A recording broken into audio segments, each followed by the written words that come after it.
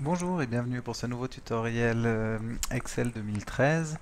Ce tutoriel parle des fonctions statistiques, donc comment compter un certain nombre de choses, additionner des choses en fonction d'un critère, etc. Donc on va en voir 5. Les 5 fonctions qu'on va voir sont, alors je vais les noter ici. On va voir la fonction NB, on va voir la fonction NBval, on va voir la fonction SUMSI, on va le NBC et pour finir le NB.vide. Voilà, donc il en existe pas mal d'autres, mais celles-ci sont des fonctions qu'on utilise relativement souvent. Alors j'ai un fichier Excel ici qui liste un certain nombre de stades en Europe. Donc on voit le nom du stade, la capacité, donc le nombre de places possibles dans le stade, la ville dans laquelle il est, le pays dans lequel il se trouve, le club résident et puis l'année de construction. Tout n'est pas forcément exact, hein. Je ne suis pas sûr de la validité de ces données, mais ça nous permet de faire quelques recherches. Il y en a pas mal, hein. Il y en a 262, classés du plus grand au plus petit, donc de la plus grande capacité à la plus petite capacité. Alors, la fonction NB. Alors, je vous rappelle une chose très importante quand vous utilisez n'importe quelle fonction. Vous pouvez aller dans l'onglet Formule et puis on retrouve ici les fonctions. Les fonctions statistiques, on les retrouve dans plus de fonctions statistiques. Mais vous pouvez tout retrouver en cliquant sur le F de X ici ou sur insérer une fonction, c'est la même chose. Et puis vous pouvez taper ici la fonction. Alors par exemple, si je tape NB et que je dis rechercher, alors attention, là il va chercher code en statistique. Vu que je suis pas sûr que tout est en statistique, je vais dire dans toutes les fonctions rechercher. Il va me trouver voilà, toutes les fonctions qui commencent par NB. Si je clique sur NB, ça me donne la définition. Donc en gros, vous n'avez même pas besoin de moi, vous devriez pouvoir vous débrouiller. On va quand même les passer en revue ensemble. NB détermine le nombre de cellules d'une plage contenant des nombres. Alors, ça veut dire que... Bon là, c'est pas très intéressant parce que dans chaque colonne, j'ai que des nombres ou que du texte. Mais c'est pas grave, on va quand même faire un exemple, vous allez comprendre. Donc on va utiliser la fonction NB. Et puis, si je prends, par exemple, ces 4, je prends cette plage-là, c'est 4 cellules. Donc le nombre de cellules contenant des nombres, je pense que vous avez tous deviné quel sera le résultat. Il est bien de 2, parce que dans cette plage, j'ai que 2 cellules qui contiennent des nombres. Si j'augmente ici, le résultat sera de 4, parce que dans cette plage, j'ai bien 4 cellules qui contiennent des nombres. Si je prends maintenant la fonction NBval, alors on va aller voir ce que Excel nous dit sur cette fonction. NBval détermine le nombre de cellules d'une plage qui ne sont pas vides. Voilà, donc ça compte le nombre de cellules qui ne sont pas vides. Alors, bon, si je fais OK, il va me proposer de faire le NBval. Moi, je préfère taper directement la fonction. Donc si je fais un NBval de cette plage-là, quel sera le résultat?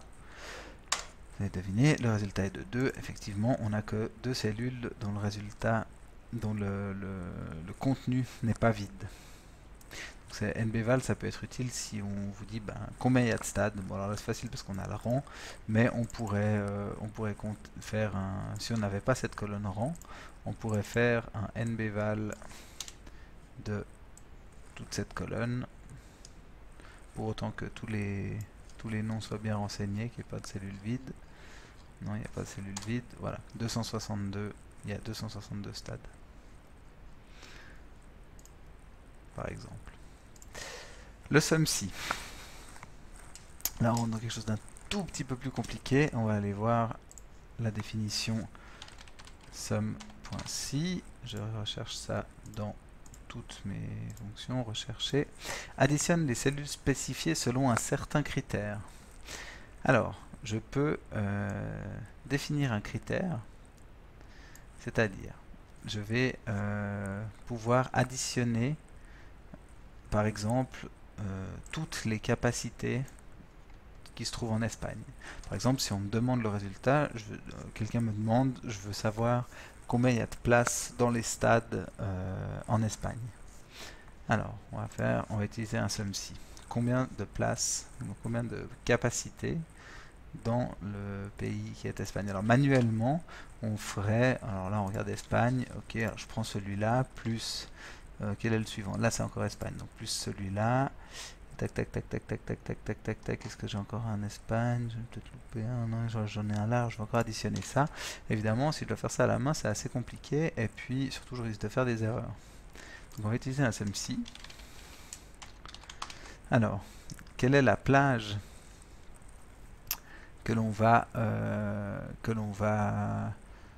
dans laquelle on va chercher notre critère.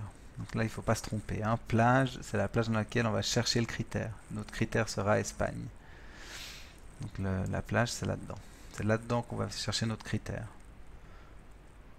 Le critère, c'est dans la question. Tous les places en Espagne. Donc, voilà. Il n'y a que l'Espagne comme critère. Donc, dans cette plage, on va chercher quoi? On va chercher le mot Espagne, ou encore mieux, on pourrait aller chercher la valeur qu'il y a dans E8, par exemple. On pourrait écrire Espagne en guillemets, ce serait le même principe. Et puis, quelle est la colonne qu'on veut additionner? Donc, on veut additionner les capacités. Je vais jusqu'en bas, pour aller jusqu'en bas de mon tableau. Je ferme ma parenthèse. Voilà. Alors là, il faut me faire confiance. Je peux vous dire que c'est juste. Donc, toutes les capacités additionnées dont le pays est Espagne donnent un résultat de 1 46 147 places. Voilà, si on mettait c'est la capacité des stades espagnols. Si on veut savoir la capacité des stades allemands, alors au lieu de prendre le critère Espagne, on va prendre le critère Allemagne. Et là, du coup, on a 1 438 000. Donc il y a un petit peu plus de place en Allemagne qu'en Espagne. Même pas mal plus de place. Je rappelle une fois, il ne faut pas se faire avoir. La plage, la première plage qu'on prend, c'est où on cherche le critère. Le critère, c'est le mot qu'on va chercher. Et puis SumPlage, c'est ce qu'on va additionner. NBSci. NBSci, c'est le même principe que le SumSci, sauf qu'au lieu d'additionner des choses, on va compter le nombre de choses qui répondent à un critère.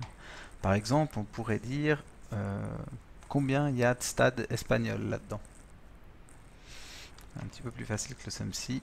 nb.sci. On peut peut-être, comme pour les autres, aller voir ce que nous raconte Excel. nb.sci. Je recherche dans tous, rechercher nb.sci. Détermine le nombre de cellules non vides répondant à la condition à l'intérieur d'une plage. Ok, donc égale nb.sci. Donc attention, il y a un point entre le nb et le sci, comme entre le sum et le sci. Donc là, on a que la plage et que le critère, c'est-à-dire qu'on va prendre tout ça. Donc dans le classement des 262 plus grands stades d'Europe, combien se trouve en Espagne? Mon critère, ça va être l'Espagne. Je suis pas obligé de bloquer, j'ai toujours un réflexe quand je prends une référence comme ça, je bloque la cellule. Il y a 24 stades espagnols. Combien il y a de stades allemands?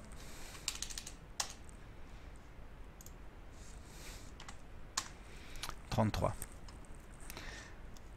Ok. Si vous avez compris le SumSci, le NBSci est relativement facile à comprendre.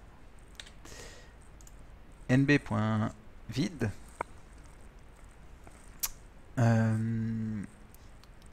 compte le nombre de cellules vides. On va aller voir. nb.vide, je recherche ça dans tous. nb.vide compte le nombre de cellules vides à l'intérieur d'une plage spécifique. Je vais y arriver. Alors par exemple, on peut voir que l'année de construction n'est pas renseignée sur tous les stades, sauf erreur. Je crois qu'il y a des trous. Voilà, on a des trous à ces endroits-là. Donc on peut savoir combien est-ce qu'il nous manque d'années de construction. avec cette fonction nb.vide et puis simplement une plage à sélectionner. Tac, je fais Enter. 5. Donc si on compte manuellement, on va retrouver 5 trous. Voilà, une baie vide, c'est pas forcément le plus intéressant, mais ça peut être utile dans certains cas. Juste une petite précision sur les SUMSI et nb.si, on peut mettre des critères, ça c'est un petit peu particulier. Par exemple, on pourrait vouloir compter le nombre de stades. Je n'ai pas fini d'écrire, je vais tout effacer. Voilà. On pourrait vouloir compter le nombre de stades qui sont plus grands que tant de places. Par exemple, tous les stades en Europe qui ont plus de 80 000 places, par exemple. Alors, on va faire un nb.si. Donc, on va prendre toutes les capacités ici. Voilà, elles sont triées par ordre, par capacité, donc c'est assez évident. Et puis le critère, on va vouloir dire plus grand que 80 000. Alors ça, on le fait comme ça. Ça, il faut l'apprendre, c'est pas très logique, mais on met ça dans une chaîne de caractères plus grand que 80 000. Et je ferme mon guillemet. Ça marche. Donc il dit qu'il y en a 8, on va vérifier. 1, 2, 3, 4, 5, 6, 7, 8. Et celui d'après, effectivement, il est plus petit que 80 000. Donc c'est bien juste. Donc on peut mettre des critères plus grand que, plus petit que, en utilisant des guillemets. On peut faire pareil pour le SUMSI. Bon là on n'aura rien à additionner, c'est plus grand que on pourrait pas additionner d'autres colonnes par rapport à ça, donc c'est pas forcément intéressant. Donc voilà pour ces fonctions statistiques. Je crois que j'ai fait le tour. Il en existe des milliers de fonctions. Vous pouvez toujours trouver ce dont vous avez besoin en passant par insérer une fonction. Si vous savez que c'est quelque chose qui demande de compter, ça commence souvent avec NB. Donc typiquement, je vais regarder. Qu'est-ce que j'ai qui commence par NB? NB jour ouvré par exemple. Alors voilà, Excel a une fonction qui renvoie le nombre de jours ouvrés compris en deux dates. Donc une date de départ, date de fin, puis ça donne le nombre de jours ouvrables. Donc j'imagine du lundi au vendredi, par exemple en des dates. Et des fonctions comme ça, il y en a beaucoup, donc vous pouvez les passer en revue au besoin. Celle-ci, disons que c'est les fonctions statistiques principales. Voilà, je vous remercie de m'avoir écouté et je vous donne rendez-vous pour un prochain tutoriel. Bonjour et bienvenue pour ce nouveau tutoriel Microsoft Office Excel 2013. Ce tutoriel traite des fonctions conditionnelles, c'est la fonction si. C'est une fonction très importante dans Excel qui permet d'afficher des résultats en fonction d'un test logique. Alors j'essaie de vous expliquer ça le plus clairement possible. Donc j'ai tapé ici un petit tableau qui contient disons des employés de notre société. Mettons qu'on travaille dans une société, donc voici les titres, je vais les mettre un petit peu en évidence, qu'on les voit. Voilà, on l'aura au centre. Donc on a le prénom, la catégorie, ce qu'on est cadre, employé ou apprenti, l'âge de chaque personne, le sexe et son salaire annuel au jour d'aujourd'hui. Alors, voilà, un simple exemple, il n'y a rien de calculé là-dedans, hein, c'est tout des données tapées à la main. La fonction si permet d'afficher quelque chose en fonction d'un test logique. Qu'est-ce qu'un test logique? C'est très simple, un test logique c'est une question à laquelle on peut répondre par oui ou par non. Par exemple, on peut décider d'afficher un petit texte ici, on va dire si c'est un homme, alors j'affiche c'est un homme, si c'est une femme, j'affiche c'est une femme, automatiquement ici. Alors je peux le faire manuellement, là je vais regarder, Bob, son sexe il est à M, masculin, donc je peux écrire c'est un homme. Après je vais voir la deuxième ligne, j'ai oublié un S, je vais voir la deuxième ligne, là Simone, F c'est féminin, ok, alors c'est une femme. Ça marche quand il y a 4 lignes, quand il y a 2000 lignes c'est un petit peu plus long.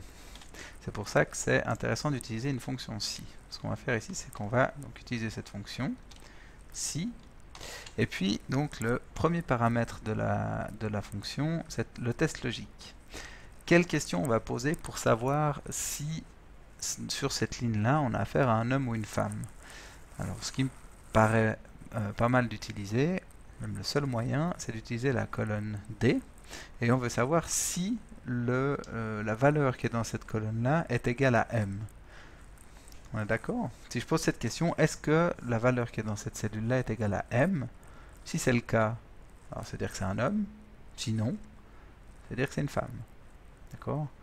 Donc la question au test logique, est-ce que dans cette cellule j'ai la valeur M? Je peux répondre que par oui ou par non. C'est donc bien un test logique qui est correct. Alors on y va.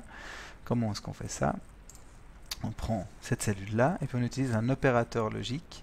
Un opérateur logique, c'est égal, plus grand que, plus petit que, différent de, plus grand ou égal, plus petit ou égal, etc. On verra plus tard.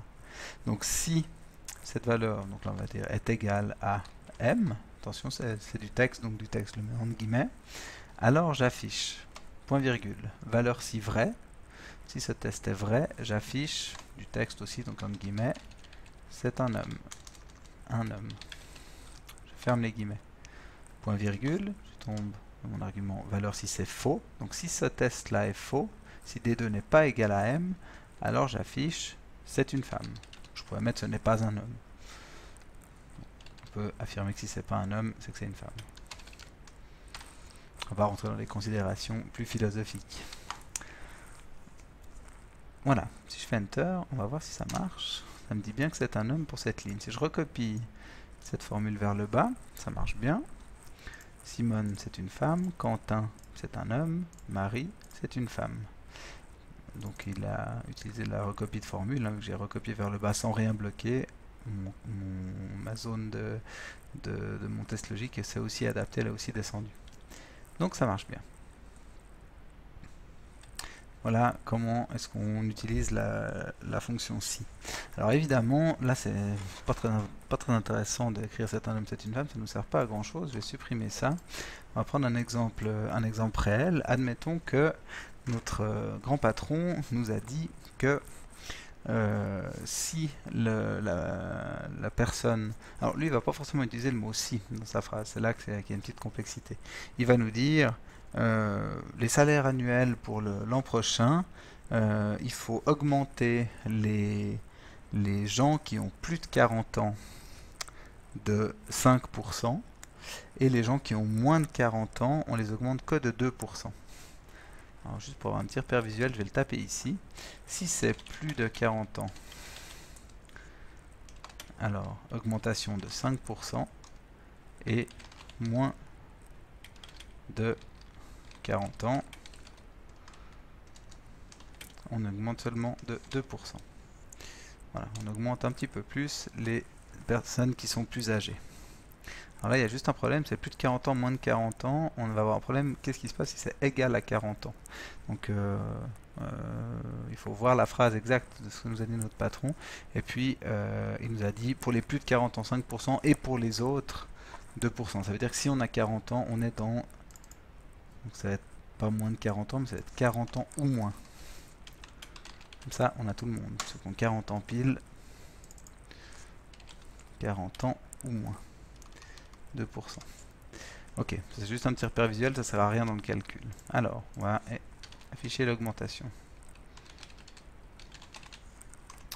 Alors, étant donné que j'ai deux possibilités, je vais utiliser un si.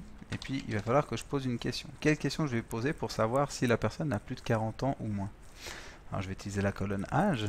Et si la personne ici a plus que... Dans cette cellule, on a une valeur qui est plus grande que 40. Alors, on affiche 5%. Sinon, on affiche 2%. Et je ferme ma parenthèse. Test logique, C2 est plus grand que 40. Si C2 est bien plus grand que 40, 5%. Si la valeur qui est dans C2 n'est pas plus grande que 40, alors j'affiche 2%. On y va, Enter, je peux recopier ça vers le bas. Alors il m'a transformé en décimale, c'est pas un problème, hein. Je peux réafficher ça en format pourcentage, voilà, pour avoir bien le pourcentage. Et puis ça va me permettre de calculer le salaire augmenté, par exemple.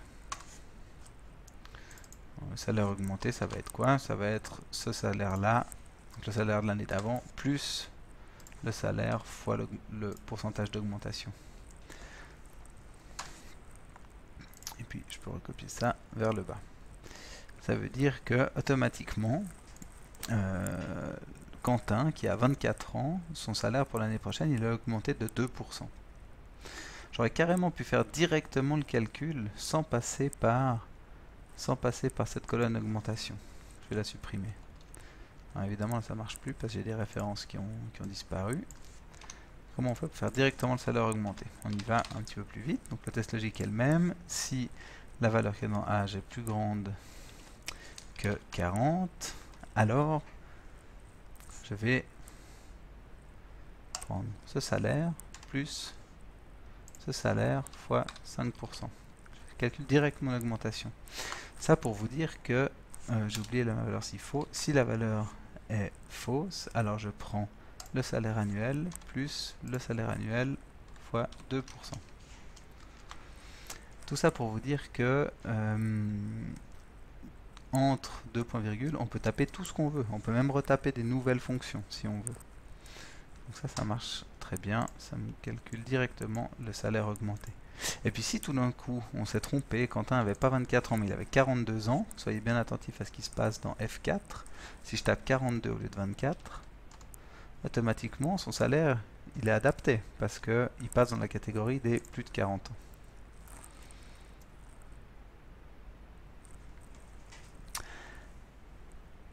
Voilà, pour une première explication de la fonction si tout simple, je donne rendez-vous pour la partie 2 du tutoriel dans laquelle on va voir les si imbriqués qui sont un petit peu plus compliqués et puis enfin des si imbriqués entre eux et puis des si imbriqués avec d'autres fonctions, des fonctions et ou des fonctions ou. Je vous remercie de m'avoir suivi et je vous donne rendez-vous pour un prochain tutoriel.